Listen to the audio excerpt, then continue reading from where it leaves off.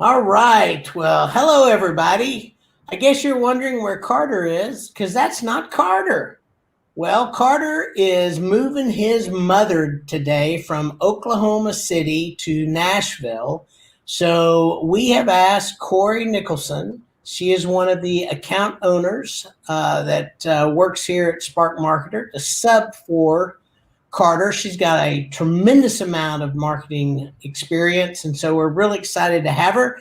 So while everybody just kind of gets on and as you feed in, I'm going to go here and just play a little something, and we'll be right back.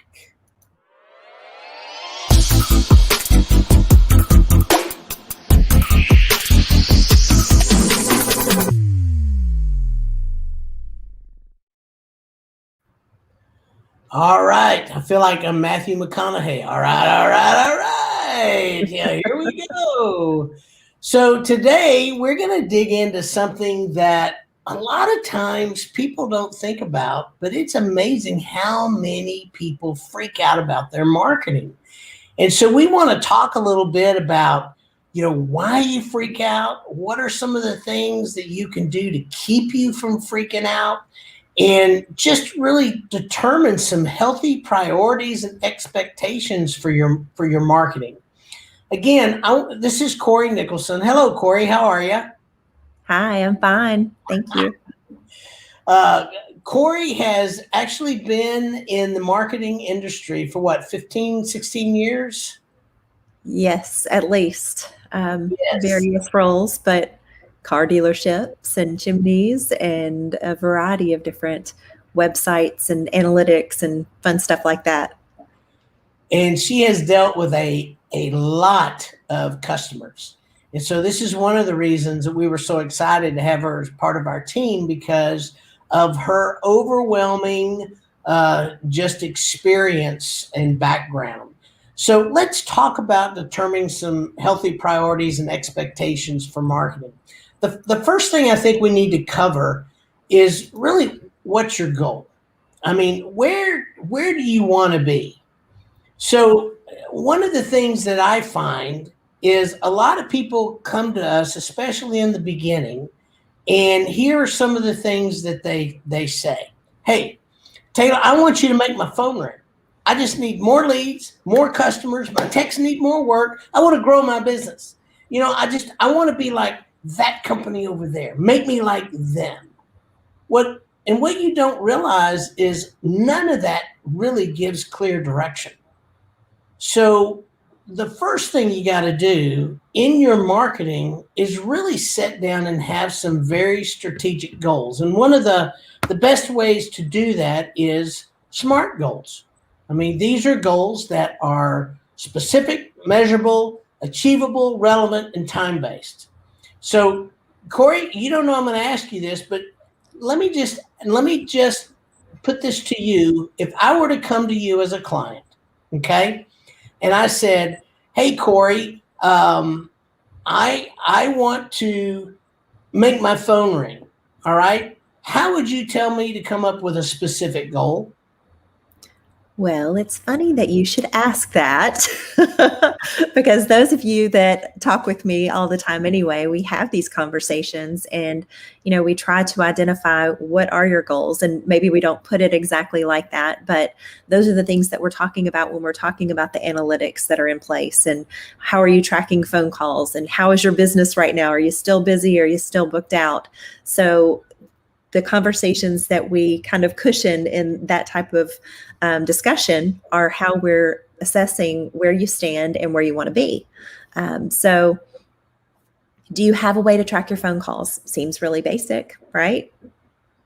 But not everybody has a way that they're doing it consistently over time. And just, again, consistency over time, time-based, those, specific, measurable, achievable, so on and so forth. I'm looking at things weekly. I'm looking at things monthly. You guys are kind of down in the trenches every day doing this. So it's hard to gauge if you don't have that specific measure of how you are doing over time. So get yourself a way to track how many calls are coming in. What do those calls sound like? How long are you spending on calls? Those are all different measurable ways that you can assess how many calls you're getting versus how many you want to be getting, because you need to know how many you're getting already before we figure out how to get you more. Exactly. And you need to know, out of the calls that you're getting, I've talked to people who say, yeah, we get tons of phone calls. We're just not getting any business. And so it's like, well, how many of those calls are actually business calls? So, well, what do you mean? So how many calls are calling in to talk to their mom or their dad, or Google calls? I see this, or sales calls. How many calls that come in? Oh, there's a ton of those. You've got to know which one of those calls are actually business calls, because I don't want to bring you the other calls. I want to bring you business calls. So we've got to figure out this really important thing, which is, where are you right now? Where are you right now in all kinds of different situations in your marketing? Your calls, how many jobs are you getting? Are you doing, tracking your close rate for your CSRs? What are all those things that you're doing? Hey, Chuck, glad to see you on. Thank you so much. Hey, guys, if you guys would just extended car warranty call. There you go. That's what Chuck said. That's what he gets. Hey, guys, if you want to put a comment in there, give us a like, ring the bell, whatever that is. I still am not quite sure what that is. Everybody keeps telling me it's there's really a bell there, but okay. But that would be great. We would love that. I keep getting the calls from the county that says I'm going to jail. Now, I know I'm not going to jail. All right. I'm pretty doggone sure I'm not going to jail. I haven't done anything. But they want me to call them back and give them a credit card and pay them money to get out of my whatever that thing is. So, hey, Derek, good to see you, man. So, those are the things that we get. We have to know what's important and what's not in those calls. We have to know, with every lead that we get, whether it's a form, whether it's a call, we have to be able to assess that, if you will. And the only way that you can do that is by knowing where you are right now. So a lot of you guys may not know this, but I was a competitive swimmer for about 5 years growing up. One of the very first things I remember when I first started swimming, and I started because I broke a leg really, really bad when I was 11. And the doctor said the best way to heal this leg is to get him in swimming. So that's how I got into competitive swimming. But I couldn't swim from here to there. It probably took me 15 minutes. I don't know what the time was. And I wasn't a bad swimmer. I could breaststroke all day long, but they wanted me to do the Australian crawl, which is fine. Freestyle is what they call it. We called it the Australian crawl back then. But it took me forever to get from the starting block all the way down to the other end the first time. But guess what the coach did? He logged it. He logged it in, And so by the time I was there a year, man, I was pretty doggone good. So it made a huge difference that every time that I swam, he logged it and told me you got better. So this is what our job is with you, is to help identify those things so that we have things logged and marked, so that every month that goes by, we can identify where are we getting better, where are we falling behind, where do we need to improve? Do we need to do something together? Is it just us? Can we help you do something? These are all those things we have to do. But we can't do any of it until you know where you start, okay? But you shouldn't have to wait until you work with a company like ours to mark those things and figure out where to start, okay? So Derek says, rule number 1, don't forget the swimsuit in the locker room. Yep, that was a pretty good rule. I never broke that one, Derek. That's for sure. So tell us a little bit about analytics, Corey. How do you use analytics? How would you suggest somebody who maybe is just starting out? What are the most important things do you feel like they need to watch for that makes the biggest difference? So I'm a bit of a nerd when it comes to analytics, and I really enjoy going there and looking. And, one of the conversations that I like to have on a regular basis are, who are the people that are coming to your website? Who are your customers? What do they look like? Are they male? Are they female? Because we all know the male and female minds work differently, and how they're buying or approaching things, their means of reaching out to you and buying are going to be different. Age groups, that's another big one. And Google helps us break all of this down. You have all of this data in analytics if you have your website with us, because we are going to make sure that that gets set up immediately when we get your site set up, so that we can start tracking and having those milestone check-ins each month, each quarter, each year, and that we can do year-over-year comparisons, because those are the important things of being able to look back and see, okay, where were we this time last year and where are we now? And there will be natural fluctuations, natural ebb and flow. Sometimes it's going to increase, sometimes it's going to decrease. And most of you all are, in that right now, where we're starting to see some slowdown finally, from what we're accustomed to, a few months late, which is great, or not. Some people are seeing that they're ready for a break. But the analytics have many factors that are figured into it, just basics like users, the sheer numbers, average time on site, how many pages people are visiting, bounce rates. And again, some of this makes a lot of sense to look at regularly, and some of it doesn't mean anything to the big scheme of things on what we're actually wanting to know about it. So we just have those conversations and figure out what is important to you in your business and go from there. And it's really the same thing with ads. And hey, James, so glad you could join us today. Man, I haven't talked to you in forever. Glad you're here. One of the things that I see a lot, because I have people that will call me and they're working with other companies and they're like, I really don't understand this. Can you look at this and explain it to me? Which I find it really amusing. And I do this, by the way. I don't expect them to change companies. I don't expect them to come with me, but I do look at a lot of data. And the thing about analytics and ad data, whether it's Google Ads, AdWords, Facebook ads, doesn't matter what it is, if the company that you're working with is not really explicit about what matters and what doesn't, they can kind of pull the wool over your eyes.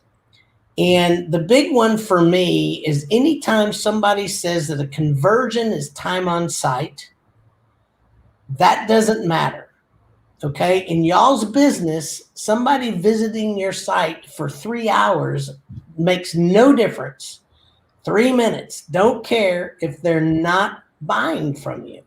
I mean, that's the deal. It's all about CTR, click-through rate, and conversion. Conversion rate, click-through rate. Somebody clicks through, we want them on the site, yes. But if they don't go ahead, make a phone call, fill out a form, do something that we know is going to actually convert, then we're not going to count that as a conversion. So you have to be really careful and watch people and watch what these conversion rates are. And if you don't understand, ask the question. That's the other thing. Ask the question. Don't be afraid to ask a question that you think needs to be asked. Very, very important.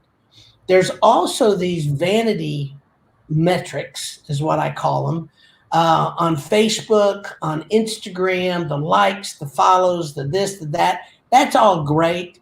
And, I can get on Fiverr and pay $5 and have a ton of likes and follows come and be on social tomorrow. But it means nothing. That has nothing to do with business. I never go on a Facebook page and go, how many likes do they have? And if they only have one, go, oh, I'm not going to get on this page because I just know. I don't ever do that. I look at reviews. I look at the engagement. I look at the pictures. I look at the videos. I don't ever even pay attention to follows and likes. So, building a presence around follows and to me is kind of crazy. If you've got something that I want to see, that's what I am going to do. The other thing is you don't have to be everywhere all at once. There are larger companies that as they build out the platforms, they get their website, you get your analytics. That's great. You may do Google, your GMB, and then you go into maybe Facebook and Instagram and Twitter and TikTok and Clubhouse. And you just keep going, guys. I mean, how many, different places do you want to be? Seriously. The reality is pick the ones that matter. All right. Pick those that matter. And from what we've seen, okay, this is just what we've seen. Websites always first. Google My Business always second. You may want to do ads. Facebook organic is getting bigger and bigger. Facebook ads are getting bigger and bigger. Instagram, kind of maybe, sort of. I mean, that's one of those iffy things depending on, what you're doing, how you're doing it. If you sell a lot of stoves and units, yes, maybe. Pinterest, maybe. These are all the conversations that you would have with someone like Corey, that can kind of lead you down that. So just understand that, hey, guys, you just don't have to be everywhere. I think that's anything you want to add to that? Just a couple of things, that there's so much jargon and terminology, just like in any industry, just like the chimney industry. There's stuff that not everyone is going to understand. Same applies to analytics, and, let us guide you in the right direction of what does matter and what doesn't matter, because Taylor's absolutely right on when he's saying that, some people will count your bot traffic, for example, which is not a human. It's not anybody that matters that's going to your site. It's in the background. It's happening. But that's not valid usage, if you will. So let us help you, guide you, and weed through what's important and what's not. And then with the discussion around social media, what's important there, we talk about Facebook engagement, not the follows and the likes. It's really the opportunity to engage and create a relationship or a connection. And somebody liking your page is not that. So, those are things that you should think of. And then with Twitter, for example, which is very much more of, instead of that individual one-on-one engagement, it's probably a way for you to engage with other businesses and possibly have them follow or retweet you. But being able to be on there to a degree that is going to really make a difference is going to be really hard. It's going to be really tough, because you would have to post hundreds of times per day in order to stay relevant on Twitter. And who has that kind of time, honestly? So that's not where we're going to guide you. We will definitely help you with some of that and, try and put you at the right place at the right time. But those posts, lose relevance within seconds. So that's why we will guide you in the manner that we do in a lot of cases as well, just so that why we're doing that. We'll have those discussions and help to clarify why we think this is important and this is not. Yeah, I think it's really a valid thing to realize is every platform is different too. And so the jargon is different on every platform, and what one person's goal is may not be what your goal is. The platform's goal may be one thing, and they encourage you to do, what they want you to do, but that may not work for you. I mean, I remember we first started doing Google Ads, and I know James knows this because this is a conversation he and I had way back in the day. When we first started doing Google Ads, Google wouldn't even approve us to be a partner because we wouldn't do it their way. And it's like, their way is stupid. I mean, it just gets them more money. And I don't work for Google. I work for James, and so, but we had to have this conversation, and, finally Google threw their hands up one day and said, okay. And they granted us the ability to become a Google partner. But man, it's crazy how that works. Corey, you got a shout out. There's Kathy Rose. So the other thing you have to consider about being freaked out is who you are and what's your management style. And this is not anything that we can control, or maybe even you can control. But there are people that really do try to do everything, even though they hate it. And was on a conversation with a client earlier today talking about social. And he came to the social class we put on a few years ago. He sat and he learned everything. He got it, the whole 9 yards, and he did Zippo with it. And why? Because the reality is he hates it. He knows he needs to do it, but he hates it. So here's what I told him. I said, it's in your suck bucket. Here's what you get. You get to figure out if it's a suck bucket thing, you get to decide, are you going to try to struggle in that bucket and just be miserable? Are you going to find somebody in your office to do it or hire it out? That's it. You got 3 choices. And that's basically the choice we all have with our strengths and our weaknesses. I know with me, I have strengths and I have a ton of weaknesses. And so pretty much everybody in my entire company does things that I'm weak at. I am not a big detail person, never have been. And I got lots of detail people that work with us here. And the reason that we do that is because I'm not strong with it and I hate it. So as we've hired people, I've hired that out. Same deal with Carter. When we hire somebody, we try to hire the people that can do that stuff that he absolutely hates to do. So I think that's really, really important. You got another shout out. They don't ever shout out to me, Corey. I don't know how I feel about that. Hi, Lee. I'm so glad you guys are here. So that's just something from business owner to business owner. And my management style is also really different. I'm a people person. Some management are process people. I mean, I'm all about the people, and there are other people all about the process. So I've got people in our business, and Corey can name some of them, that are all about the process. And I let them do the SOPs, and I let them, vet all the technology and all that stuff to see how it's going to work in our process, because I don't want to go there. And so one of the reasons that we freak out in marketing is because we are outside of our strengths, and we don't do well. It's like being in your weakness, working in your weakness is, to me, like walking on quicksand. And when you don't understand, and when you're not, really getting educated about it, and at least have a really good working knowledge with it, it's easy to freak out. So that's why, Chris and Corey, as our account owners, they are so strong in being able to educate, explain, kind of take the quicksand away. Because what I don't want to have happen is owners not be involved with their marketing, but I do want them to understand what to look at, what to know is important, and what they can let go.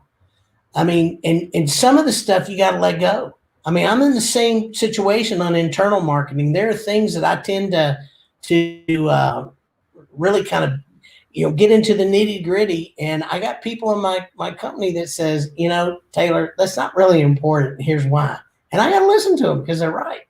So, but we're all different. And I want to make sure you guys know that your management style, who you are, the kind of person, your personality, all that plays into how much you're going to freak out or not about your marketing. And it's all okay. And the good news is, if you do freak out, we're here to help you. That's the other thing. So if you don't have anybody else that you can hand things to, take over for you, do the things if you don't like it, we are here to hold your hand and to help. So I hope that makes y'all feel better.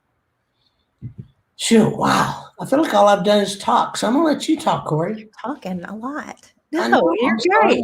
great. It's funny because I grin at a lot of these conversations or points that you're making because I know that I'm having some of these conversations in the background with many of you guys, and or we're starting to have more of these discussions month over month, which is awesome. Most of you have received your first automated report for this month, which is progress in the right direction. Chris and I don't have to spend as much time gathering the data that's already there. We just get to share it out with you. So if you haven't scheduled time to review one of those yet, definitely do that. I know that I have one coming up tomorrow to talk more about, why certain things are important, why Google is king, and how Bing is still out there, but it makes up such a small percentage of what's going on that it really is not even relevant to the conversation in many ways. If you're seeing Bing come through on your analytics, for example, it's probably somebody who's not aware of how to change which browser they're using to search. So, there are things that we'll talk about like that don't mean a hill of beans in the big scheme of things, but are important to you because you want to know how people are getting there. Are they coming through Google? Are they coming from Google My Business or AdWords or Facebook? And once they're getting there, how are they engaging? So just some thoughts that I had based on what you were saying, Taylor, and helping our clients to interpret all of the information that's there, because it can be quite overwhelming if you don't know what you're looking for and don't know why it's important or why it's not important. So, Yeah, and I think the bottom line is the more you know about marketing, the more you understand, the more that you know the pieces in your analytics and the stats that are important, the more that you can get into that, the more you can relax about it. I mean, it really is. Now, are there times to say, the alarms go off and the sirens go off? Yes, there are times that happens, but you'll know when it's appropriate. It's not going to be the sky is falling every time something happens. I'll just tell you a really good example of that. It's been about 6 weeks ago, Google My Business had this update, and a ton of businesses got suspended. Well, guys, this is the funny part. So did we. We've been in. I'm like, what? We got suspended for what? And we're like, I don't know. So we had to go through all the process, the whole 9 yards, get our lease out, I'm ready to send everything. And we had to go through the same process with us that we were doing for multitudes of our clients. And pretty much everybody got back on, but we did have one. It took us almost a month to get them back, in a position to where their Google My Business came back online. So this wasn't anything that you guys did. It wasn't anything that we did. It just Google says, we're going to do this. And they just throw things up. That's what I think they do. They just throw things up in the air and see what falls down. At least it feels that way sometimes. But we're all in the same boat with some of that. So some of it we just have to work through, and we have to work through together. And I just think that's something to understand. We're all in the boat together, all business owners. So I want to take a minute and really go through some of the marketing tools and the vehicles really to get you to your goals. So once you've got your goals established, which is what we started talking about. And by the way, guys, a couple of things. If you've got a question for Corey or myself, please do not hesitate to put it in the comments. Always welcome, questions, comments, anything like that. Please put that there. And also, if you came in late and didn't get a chance to give us a like, supposedly that's a good thing. So you like us on Facebook and it does something to the algorithm and makes this thing go. I don't know. So you guys can tell social is not my deal. I'm like my client today. I'm not great on social. I do it because I have to, but it's okay. Anyway, so we're going to talk about some of this. The very first thing to start, whether you are working with a marketing company, whether you are doing it yourself, whether you're working with a freelancer or somebody that's in-house, you must set goals, okay? Again, those SMART goals. You must set goals. And again, they are specific, measurable, achievable, relevant, and time-based. I'm saying it again, specific, measurable, achievable, relevant, and time-based. Those are all things that you absolutely must have, don't care who you work with. The very first thing you have to have in business, especially local, is a website. It needs to be optimized for search, which means on-page optimization, off-page optimization. If you can include really good photos and videos, please, please do. And I'm going to take a minute because I believe that Jillian is on this. Jillian, are you, I believe you're here. You normally are. I'm hoping Jillian's here. She private messaged me the other day, and she is working on a couple of packages. She's a phenomenal photographer, guys. I mean, just absolutely top-notch photographer. She's in the chimney industry. She understands it, and she is working on a couple of packages to put out there for to get clients to go and do a couple of 2 or 3 day photo shoot so that you can get some fantastic photographs for your website, all your social. I mean, and I'm telling you, this is worth investing in. To have a professional that really knows what you do and knows not only what you do, but how to take those photographs and label them correctly and send them back to whoever does your social and your website is huge. You don't have to do that. I mean, think about that. That's a piece you don't have to do. So, Jillian, thank you for that. When she gets that information, I've asked her to share it with me, and I'm gonna send it out to all of our clients because I want them to have a way to be able to do that, to get really, really great professional photos. I'm going to jump in, Taylor. Yeah, please do. Because if you guys think about how important your pictures are when it comes to your family, to telling your story, I know all of you guys have probably heard about telling your story at this point. Pictures are so good at doing that. And when you have quality pictures that can share that information in a way that people like to consume, because we all know we'd rather look at pictures than have to read. So that can help you in that manner too. Yeah. Thanks, Jillian. And let me tell you, website, social, GMB, infographics. I mean, it's amazing where a company like us can use those really good things to help a company really just expand their presence throughout the entire internet, local presence there. I mean, we struggle with this, guys. I'm just telling you, this is one of the biggest things that we deal with as a marketing company is getting the assets that we need to help our companies grow. I mean, it's huge. So anytime that somebody that's got the experience in the background says, hey, I can do this, I'm going to be all about helping them get out there to be able to help you guys, because I think it's something that's very much needed. You got to pay to play. I'm sorry. You got to get to a certain size.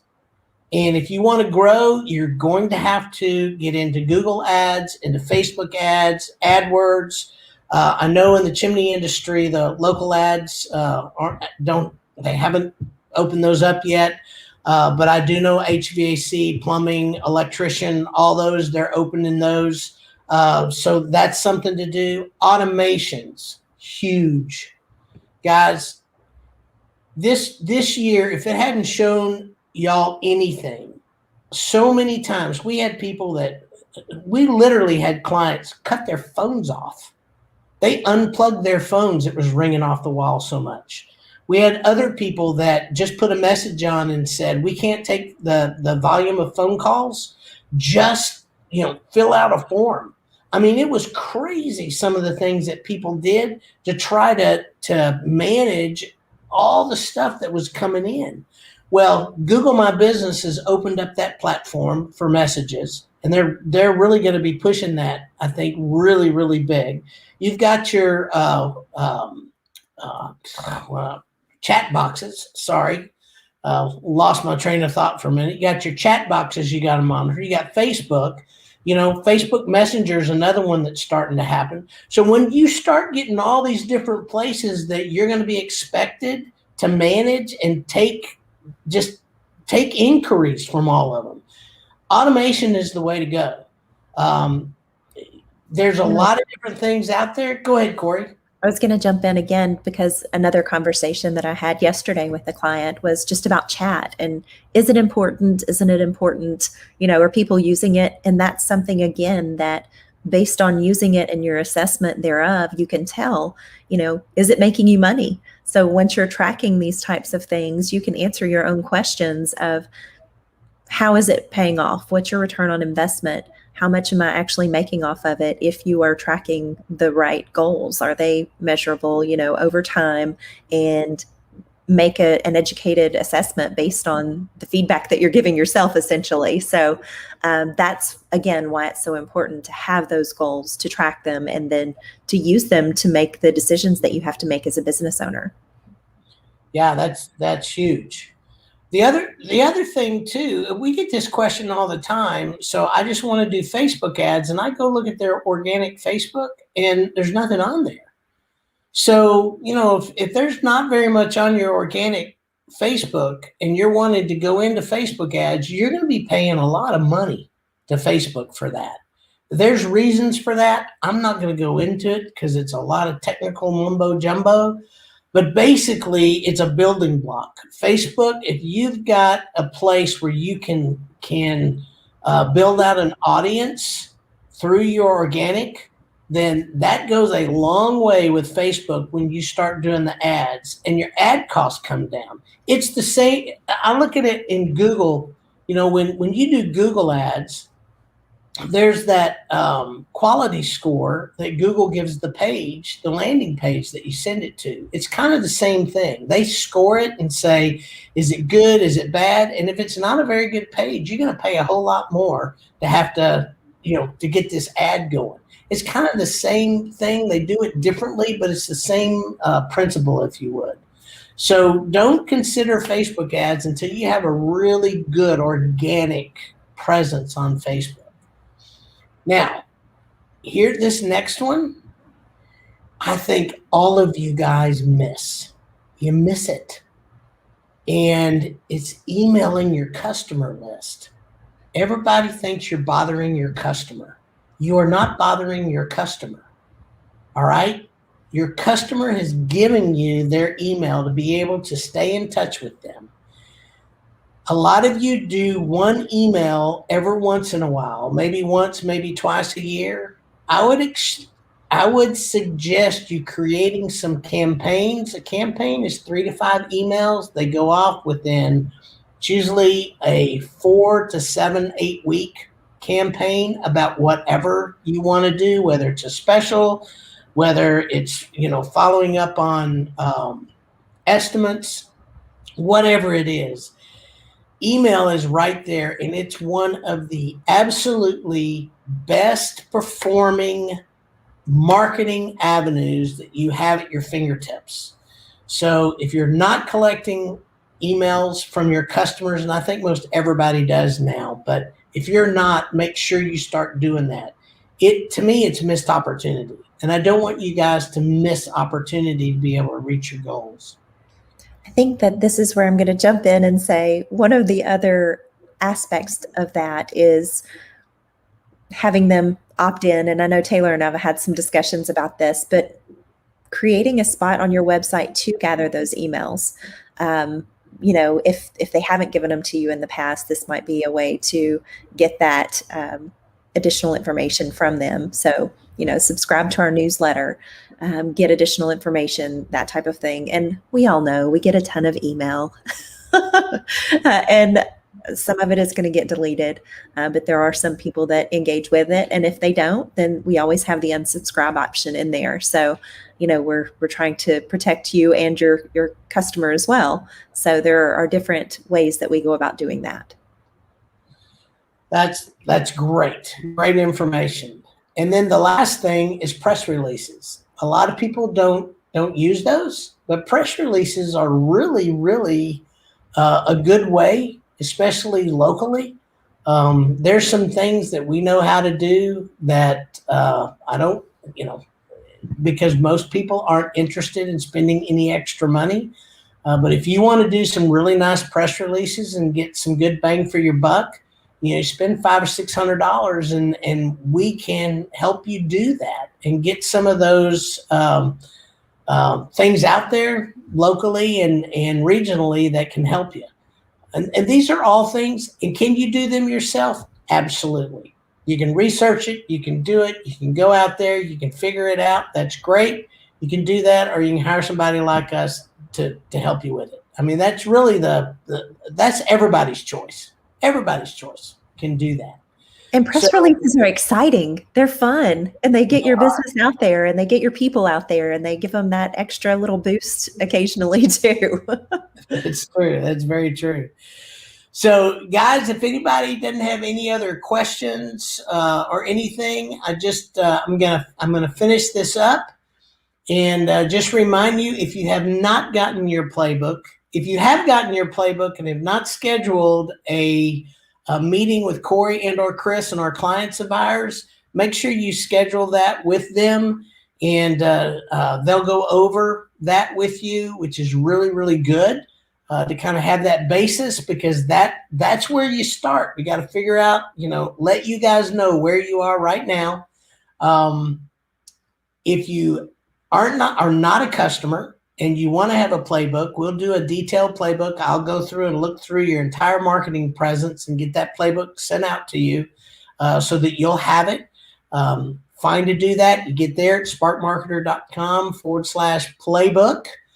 If you are a client and you have not gotten your playbook, please get a hold of me, Taylor at sparkmarketer.com, and let me know that so I can make sure that you get one. Oh, wow. We covered a lot of stuff today. I just got to tell you, that was a lot. And I'm going to let you know, next week, we're going to have a great conversation on how to make your customer your best marketer. We've talked about how your employees can be a great marketer for you, all your employees, from your CSRs, techs, everybody. We've talked about all different kinds of ways to do marketing, but we're going to talk about really how to get your customer to market for you next week. I think it's going to be really exciting. It's going to be a lot of fun. And I really hope you guys come back, because I think you might be surprised how many of you do some of this, but you don't do all of it. So anyway, thank you, Corey. Any lasting comments you want to leave us with? I'm excited about next week. It sounds like magic. I'll be there. Well, I'm glad. So, guys, thank you all so much. Really appreciate this. Carter and I have had a great time. Look at there. Happy Mother's Day, Thank Corey. you. Oh, that's right. It is Mother's Day. That's a good reminder. I got a stepmom to call. So you guys have all the mothers on here. Have a wonderful Mother's Day. Thank you, Chuck and Linda, for letting us know that, so I can say that. We really do appreciate every single one of you. Thanks for showing up, and we will see you next week. Bye, guys.